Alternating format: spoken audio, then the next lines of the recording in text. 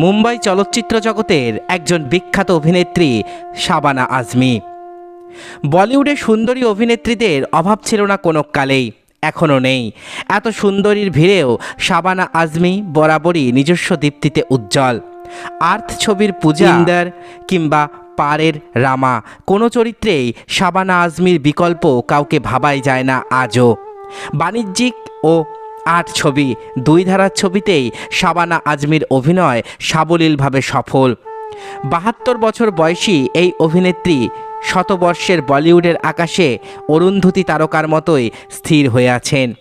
শাবানা আজমির জন্ম ১৯৫০ সালের ১৮ সেপ্টেম্বর হায়দ্রাবাদে।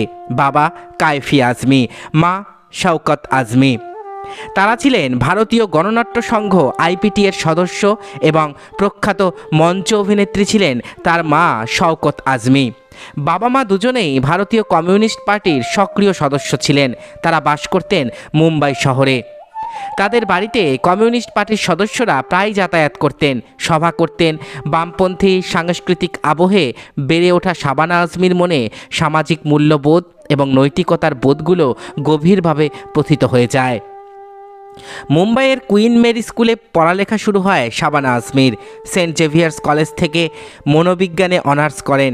এরপর পুনেতে ফিল্ম অ্যান্ড টেলিভিশন ইনস্টিটিউটে শিক্ষা গ্রহণ করেন তিনি ছিলেন বরাবরই একজন মেধাবী শিক্ষার্থী।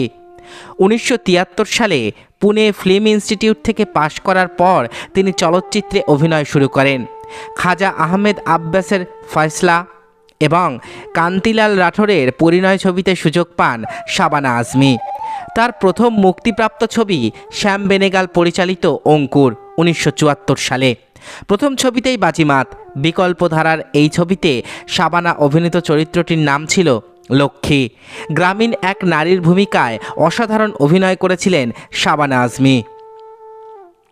এই ছবিতে অভিনয় করে অকুণ্ঠ প্রশংসা পান শাবানা আজমি।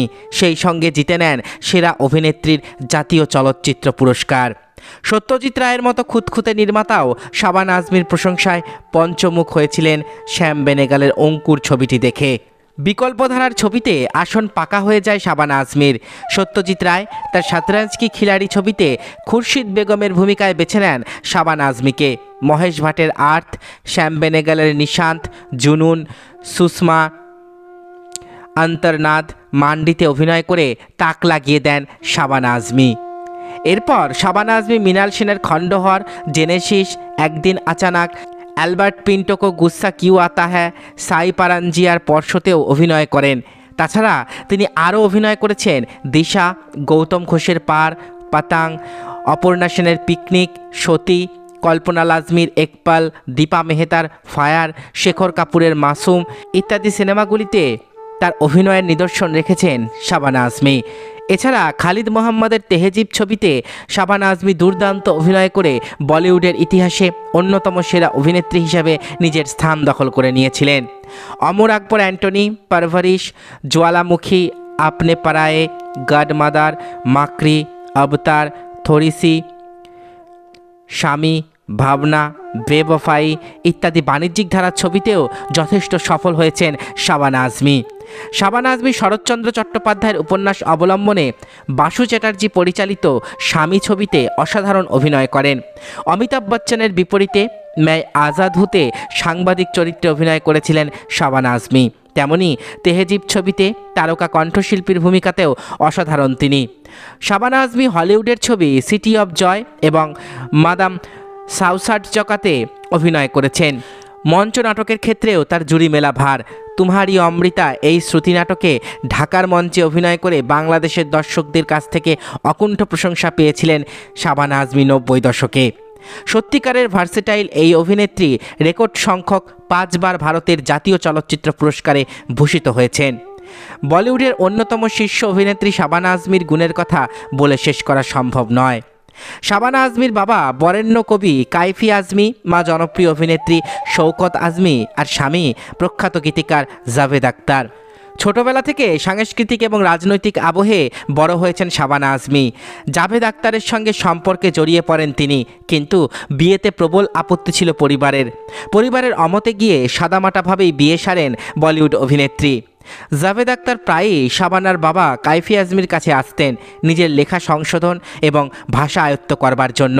সেখান থেকেই দুজনের প্রেম, তারপর পরিবারের অমতে গিয়ে বিয়ে, টানা 37 বছর তাদের দাম্পত্য জীবন।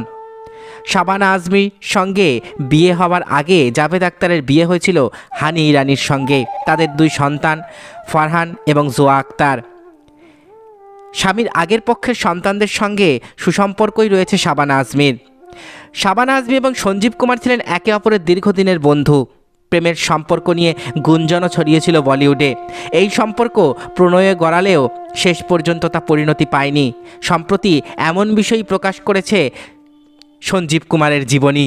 জানা যায় এক্ষেত্রে ধর্মই তাদের সম্পর্কের দেওয়াল হয়ে দাঁড়িয়েছিল। অভিনেতার মা শাবানার সঙ্গে পুত্রের সম্পর্ক মেনে নিতে অস্বীকার করেন।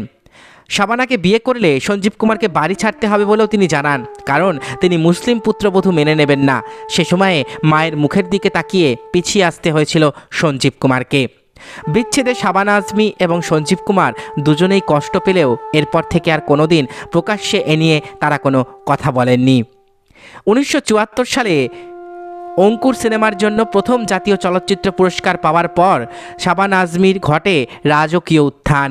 এরপর জীবনব্যাপী ফকিরা, অমর আকবর অ্যান্থনি, পাতাং, জুনুন, স্বামী, শতরঞ্জ কি খিলাড়ি এবং গডমাদার সহ 120টি হিন্দি এবং বাংলা চলচ্চিত্রে অভিনয় করেন তিনি। 1997 সালে ভারতের রাজ্যসভার সদস্য নির্বাচিত হন শাবানা আজমি। বর্তমানে তিনি নিজেকে ব্যস্ত রেখেছেন সামাজিক এবং মানবাধিকার বিষয়ক কর্মকাণ্ডে। ভারত সরকারের পদ্মশ্রী পুরস্কারে ভূষিত হয়েছেন শাবানা আজমি। 69 বছর বয়সেও তিনি শতবর্ষের বলিউডের আকাশে অরুন্ধতী তারকার মতোই আজও জ্বলজ্বল করছেন নিজের প্রতিভার দীপ্তিতে। এতক্ষণ আপনারা শুনলেন অভিনেত্রী তথা বলিউডের এক অন্যতম নায়িকা শাবানা আজমির জীবন কাহিনী। আশা করি ভিডিওটি আপনাদের ভালো লেগেছে।